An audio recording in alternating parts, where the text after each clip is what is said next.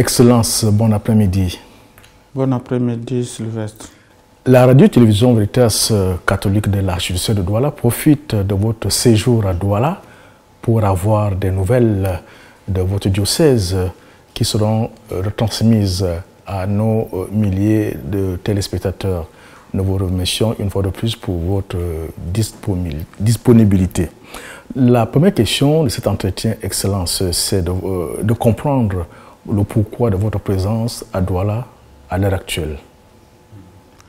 Je vous remercie de l'opportunité que vous me donnez pour présenter d'abord mon diocèse et merci aussi aux téléspectateurs.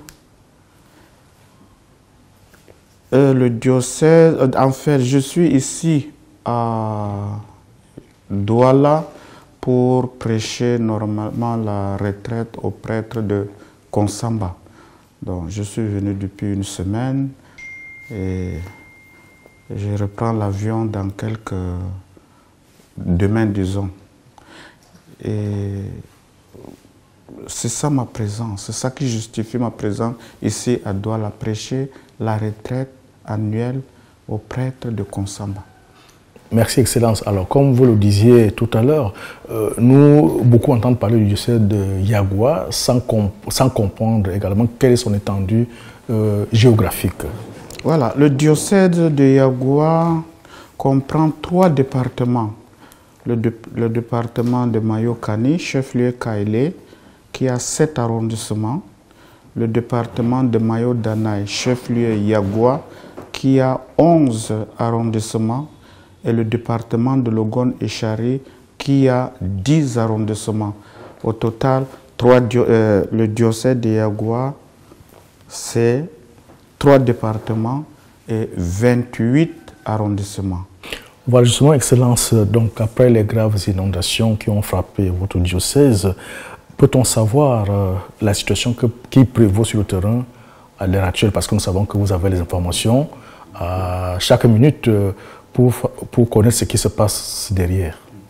J'étais encore sur le terrain avant de venir ici. On était avec le ministre de l'administration territoriale qui est venu avec le don du chef de l'État. Ce qui s'est passé et qui se passe actuellement, c'est que les gens de Yagua et les environs, beaucoup de villages, beaucoup de paroisses, beaucoup d'arrondissements ont eu cette inondation. Et des maisons se sont écroulées, des bétails sont emportés par des eaux, puisque l'eau était venue presque dans la nuit et il fallait vite partir. Il y a des actes de naissance de certains enfants irrétrouvables, des diplômes irrécupérables, ainsi de suite.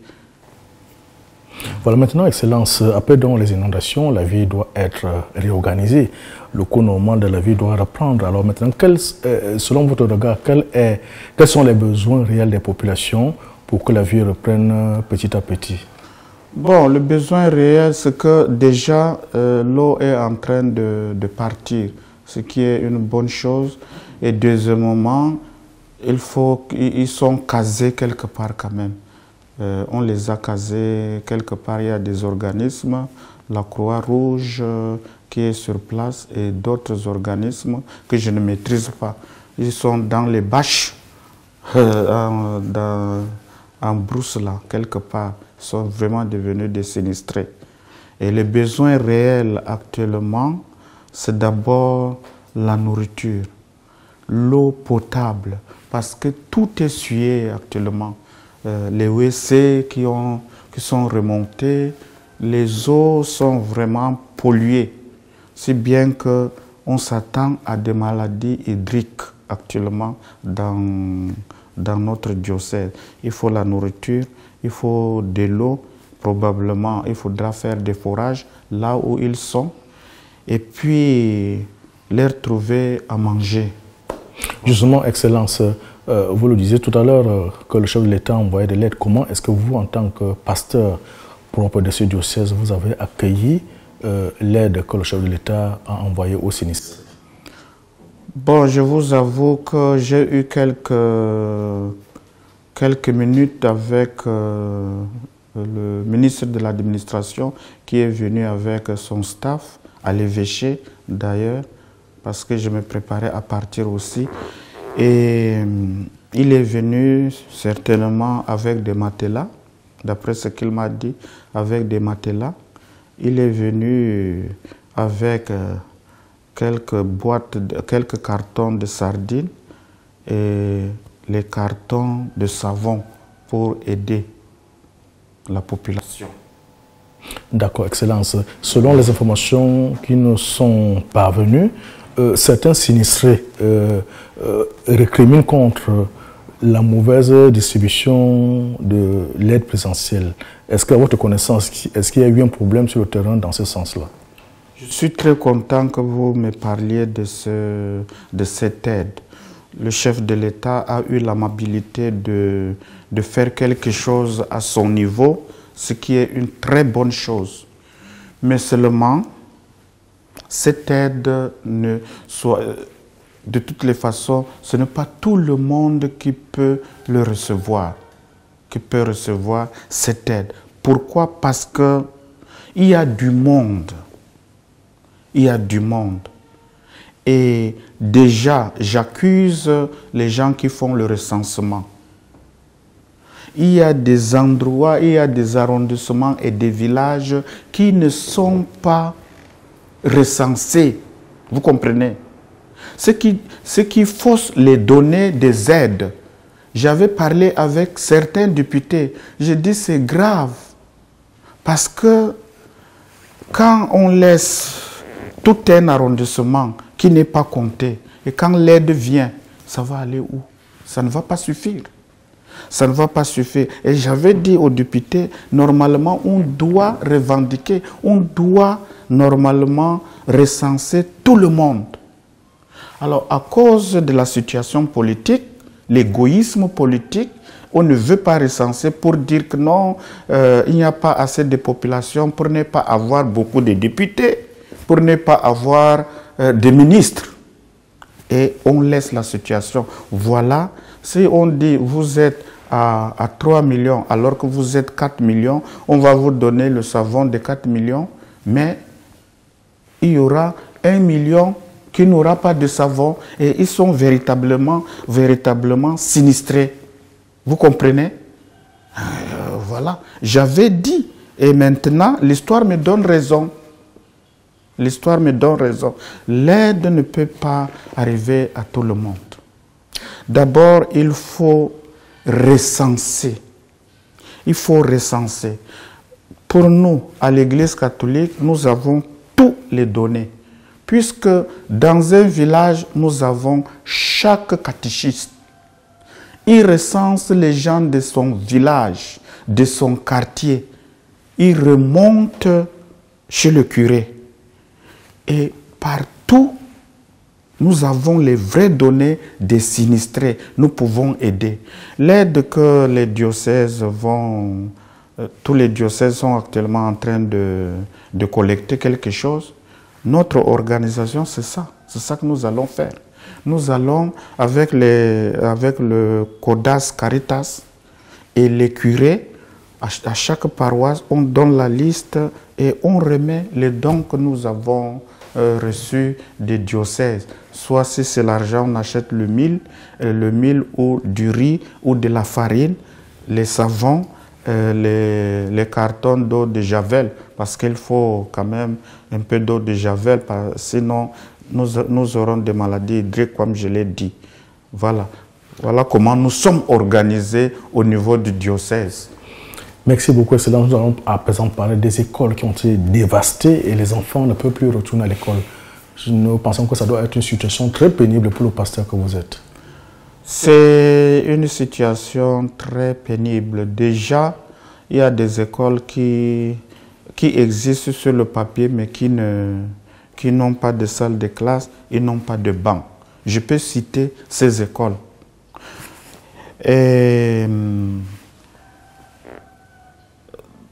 il y a des écoles complètement dévastées ou entièrement dans l'eau.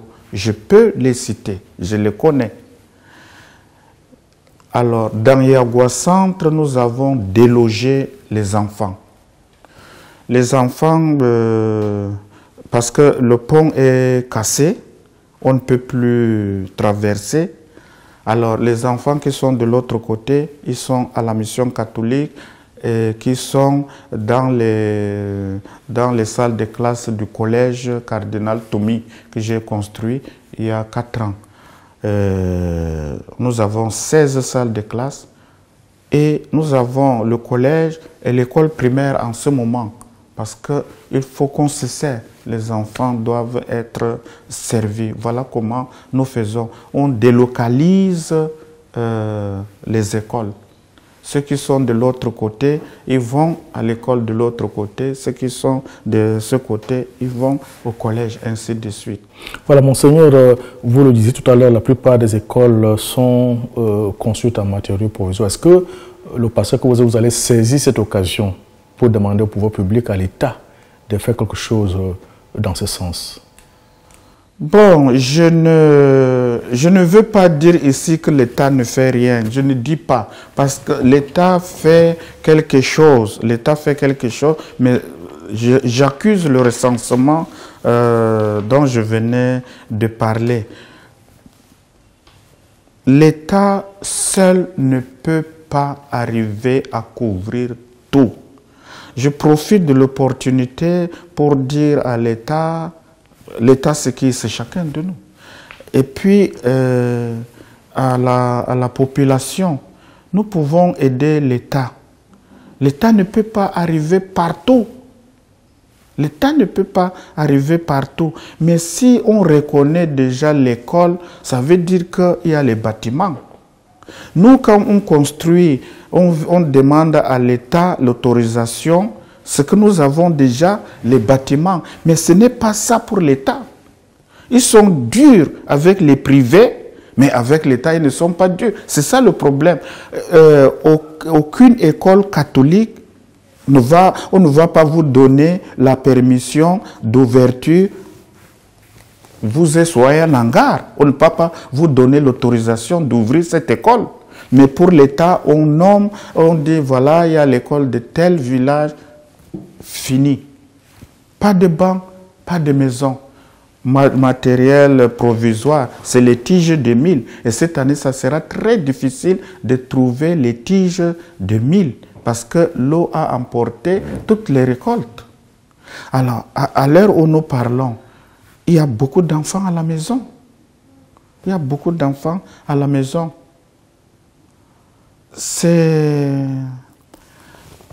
Je dirais ceci, nous devons aider l'État, mais que l'État nous aide aussi.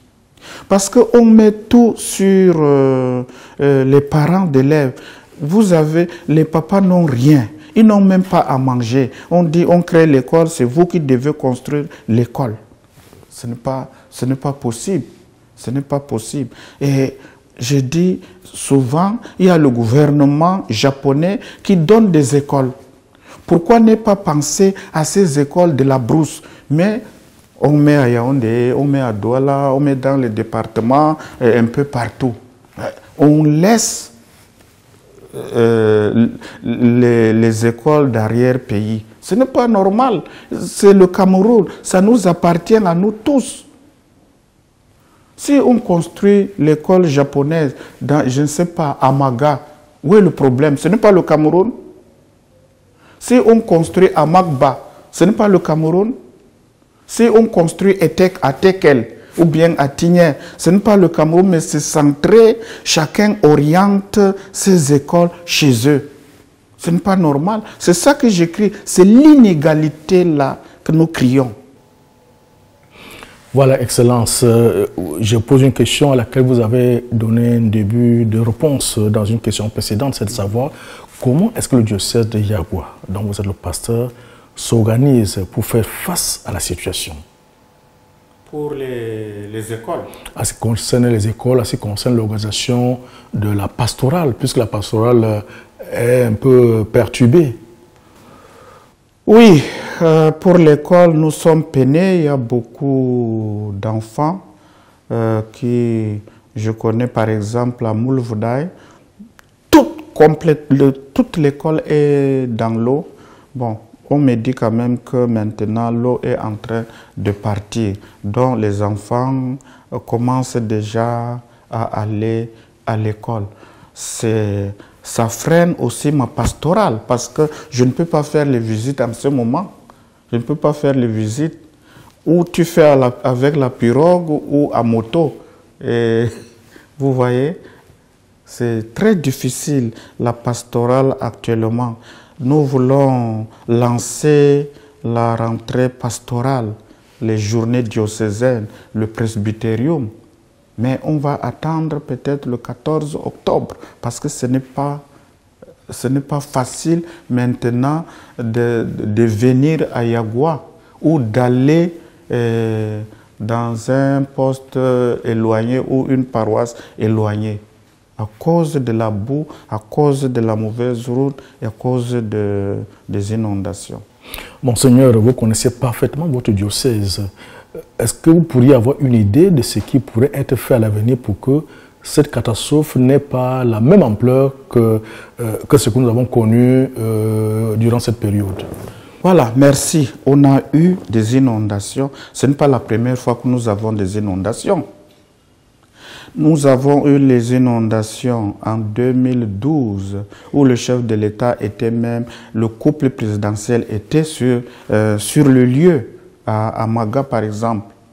Alors, à son retour à Yaoundé, il a promis la digue route de Koussiri jusqu'à Gobo. C'est presque 300 km de Koussiri jusqu'à Gobo. Mais jusqu'aujourd'hui, on n'a rien eu, on n'a rien vu.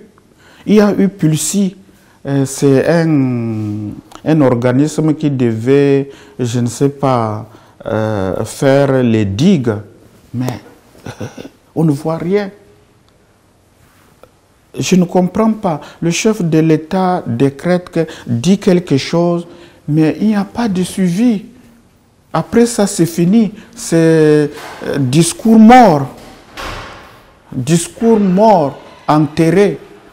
Et c'est cette inondation-là qui a encore réveillé. Sinon, les gens avaient déjà oublié que le président avait dit. Il avait promis la digue route. Alors, si on ne fait pas les digues, nous serons toujours inondés. Toujours inondés. S'il n'y a rien de fait, vraiment, il n'y aura pas une solution miracle.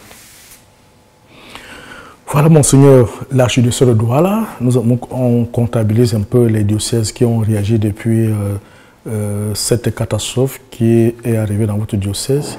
Il y a l'archidiocèse de Douala, il y a le diocèse de Bolova et tout récemment, le président de la conférence épiscopale nationale du Cameroun, Monseigneur Andron Keya, a signé une lettre qui engage toute l'Église catholique au Cameroun à vous secourir. Comment est-ce que vous avez accueilli cette initiative de solidarité ecclésiale?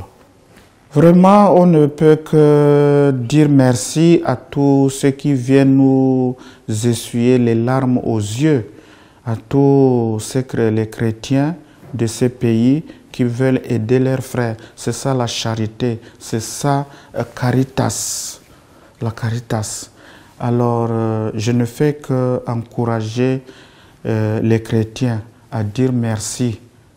Merci au nom de tous les sinistrés de mon diocèse, de 3 départements et de 28 arrondissements. Je dis merci à tous ceux-là, à nos frères chrétiens de Bolova, de Kribi, de Bamenda, de Ngaoundéré et de l'archidiocèse de Douala.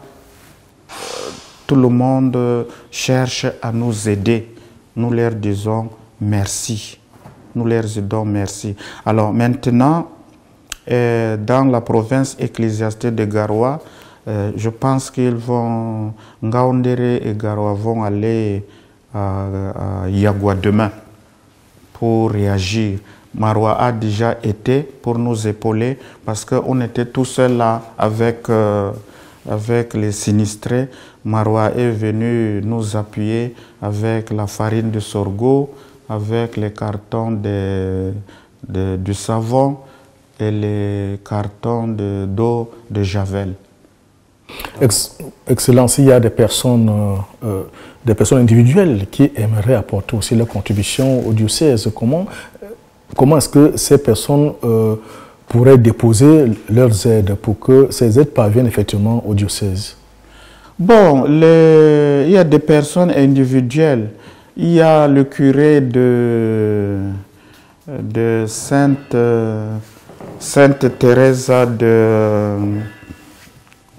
Bafoussam, une paroisse de Bafoussam, quartier Famla à Bafoussam, qui ont déjà à main levée comme ça, ils ont envoyé 30 000 dons. Il y a des gens qui font déjà des gestes. Et il y a d'autres personnes encore qui font les gestes. Ce soir même, il y a quelqu'un qui dit qu'il va envoyer à l'économe sa modeste contribution. Donc, il y a des Camerounais qui réagissent. Il y a des Camerounais qui réagissent. Et des religieux, religieuses qui réagissent aussi individuellement. Voilà, Excellence, nous sommes arrivés au terme de cet entretien que vous avez bien voulu nous accorder. Dernière question que je vous pose, quel est le message de réconfort que vous pouvez adresser à l'endroit des victimes de ces inondations dans votre diocèse? Bon, voilà, je dirais tout simplement à nos frères et sœurs sinistrés de l'inondation qu'il faut garder courage. Nous ne sommes pas seuls. Ils voient qu'il y a des Camerounais qui sont derrière eux. Il y a le chef de l'État qui apporte son aide. Tout le monde est mobilisé. Et ce n'est pas c'est une catastrophe naturelle. Ce n'est pas seulement ici dans notre pays. Il y en a ailleurs, en Europe, partout. Donc il faut garder courage. Il faut garder sa foi. Il faut être solide dans des événements comme ça. Quand on a tout perdu, il faut être solide. Mais quand tu sais qu'il y a des gens qui prient pour toi, des gens qui te donnent le savon, des gens qui t'aident, on n'est pas seul. Et ça nous réconforte. Et je dirais autre chose pour notre gouvernement. Pour notre gouvernement. Parce que pour lutter contre la pauvreté, il ne faut pas seulement compter sur le gouvernement. Nous devons créer, je profite de votre entretien là, nous devons créer des petites entreprises. Des petites entreprises. Je parle souvent avec les gens qui ont un peu de moyens. Mais ils te disent, il y a trop de taxes dans notre pays. Il y a trop de taxes. On veut importer quelque chose, trop. La douane est chère au Cameroun. Il y a des gens qui ont de l'argent qui peuvent faire quelque chose, engager les enfants au travail, mais ils ont peur des taxes. Alors, que le gouvernement allège les choses. Parce que le gouvernement seul ne peut plus tenir. Nous ne sommes plus 6 millions en 1960. Nous sommes déjà presque 30 millions au Cameroun en 2024. L'État ne peut pas faire seul. Qu'il laisse les hommes d'affaires alléger les taxes pour aider les jeunes. Parce que c'est la bombe. Les jeunes au Cameroun, c'est la bombe atomique. Ils sont diplômés, ils n'ont rien à faire. Vous voyez, quand ils sont sur la moto, ils sont agressifs. Tous ceux qui conduisent la moto, ce ne sont pas des ignares, c'est des diplômés. Alors, il faut que les gens, ceux qui ont un peu de moyens, créent des entreprises. Par exemple, au nord, on peut créer, je ne sais pas, une usine pour fabriquer les tomates. Moi, j'ai cultivé les tomates au nord, à Salak. Un carton de tomates avec, je ne sais pas comment on dit, avec chapeau, on vendait à 300 francs, mais personne n'achetait. On peut faire le jus, on peut faire les bois de tomates. Il y a beaucoup de mango au nord. Il y a des Aladji qui ont de l'argent, qui peuvent faire le jus, faire l'usine de jus de tomates. Mais il y a trop de taxes. Mais comment le pays va aller de l'avant? L'émergence, si c'est l'État seulement, ça ne va pas aller. Il faut qu'on aide l'État. Et l'État doit alléger les taxes aux gens. Les dédouanements, trop cher. La douane est chère dans le pays. Et en plus, quand vous avez dédouané votre voiture, il y a une autre douane qui vous dit que c'est mal dédouané. Mais est-ce que tu es allé dédouaner au Tchad? Ce n'est pas le même bureau de douane du Cameroun? Ce qu'on appelle Alcomi. Et quand même, vous avez dédouané votre voiture, on dit c'est mal dédouané. Écoutez, c'est décourageant. Ça décourage les gens. Je profite de cette émission-là pour dire, nous avons beaucoup de villages. Nous, les évêques, nous connaissons le fond de nos diocèses. Beaucoup de gens souffrent. Même ici à Douala, beaucoup de gens souffrent. Parce qu'ils ne veulent pas seulement parler. L'État doit s'asseoir, vraiment causer avec les gens, alléger la souffrance des gens, encourager les entrepreneurs, encourager les hommes d'affaires à faire quelque chose dans leur département, dans leur région. Ça va aider. Mais vous voyez, quand il y a la catastrophe comme ça, c'est pénible pour tout le monde. C'est pénible. Et vous voyez l'état de la route. On peut acheter les choses ici, on peut acheter les choses à l'ouest, dans le littoral, mais où est la route pour transporter jusqu'au nord? Jusqu'au nord, on n'a pas. Maintenant, il y a des bœufs qui quittent le nord pour le sud Cameroun, pour Douala, pour Yaoundé, pour le Gabon, pour le Congo-Brazzaville, pour la Guinée. C'est une opportunité pour nos éleveurs. Mais on n'a pas de route. Dernièrement, un camion s'est renversé avec les bœufs. Vous voyez, il y a beaucoup de choses. Et même à l'État, courage de changer quand même, de nous aider à sortir de cette pauvreté crue. C'est la pauvreté crue que nous vivons au Cameroun. Alors, vraiment, que Dieu nous aide à surmonter toutes ces difficultés et qu'il soit toujours avec nous et accrochons-nous à ce Dieu qui nous aime. Voilà, Excellence, soyez rassurés que votre message est passé par la radio-télévision Veritas catholique de l'archidiocèse de Douala et toutes les personnes de bonne volonté vont certainement accueillir cet appel vibrant que vous venez de lancer. Fin de cet entretien avec son Excellence, Monseigneur Barthélemy Yaouda Ogo, évêque du diocèse de Yagua. Merci de nous avoir suivis.